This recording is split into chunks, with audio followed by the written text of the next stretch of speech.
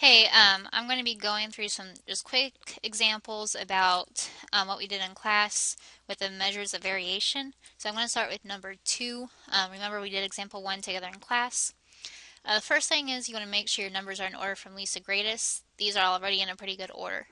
Next thing is you want to find the median. So the middle would be right around here.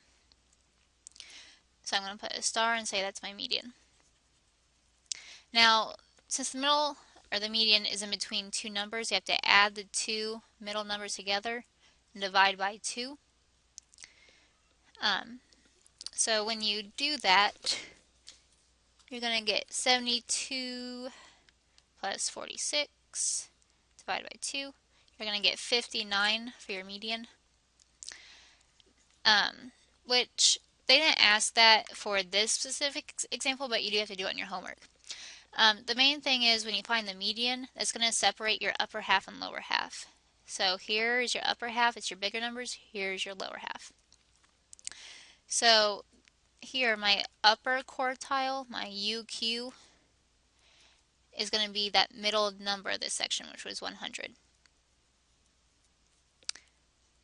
My lower quartile is the middle of this bottom section, which was 41.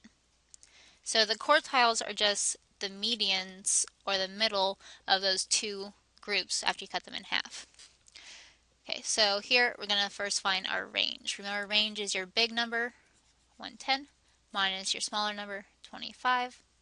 So our range is 85. That's probably one of the easiest things to find in this section.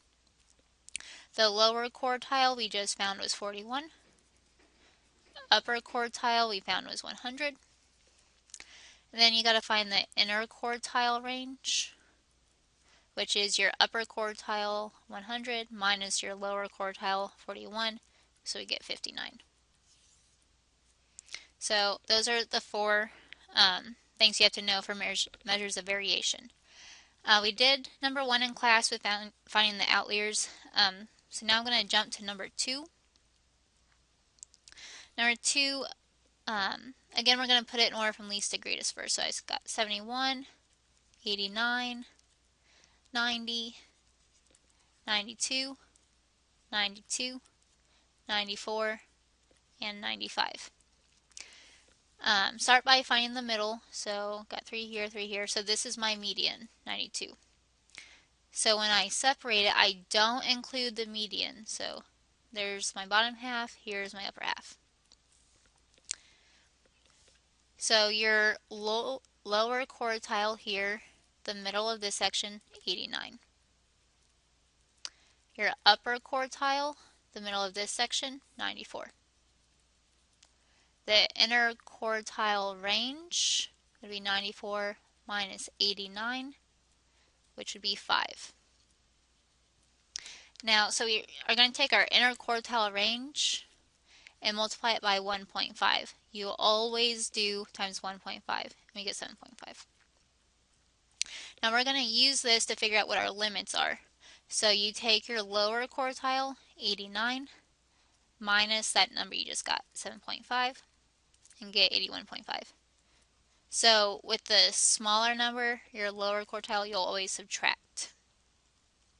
Then we're going to kind of do it again, but this time use our upper quartile, 94. And this time we're going to add 7.5. And 94 plus 7.5, you get 101.5. So the smaller number, subtract, bigger number, add.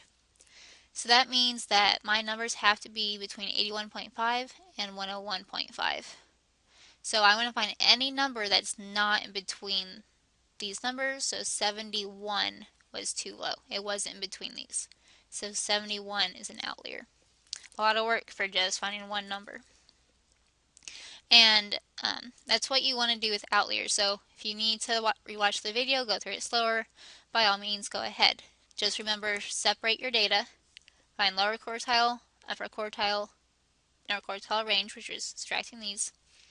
Take this number times 1.5, and then subtract from your smaller number, add to your bigger number. This creates your limits.